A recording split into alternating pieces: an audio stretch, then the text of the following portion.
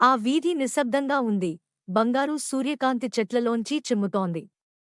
పక్షులు మృదువుగా కిలకిలలాడాయి. కాని మందమైన వెంపర్తో శాంతి విచ్ఛిన్నమైంది.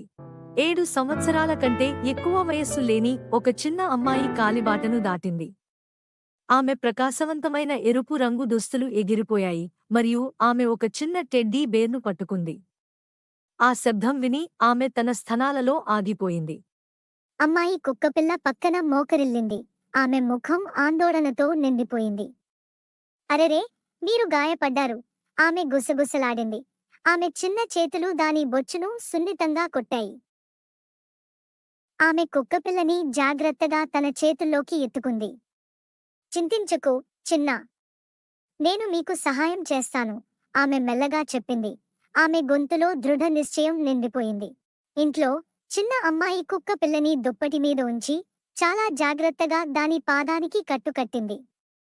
ఆమె తల్లి తన కుమార్తె యొక్క కరుణను చూసి నవ్వుతూ సహాయం చేసింది.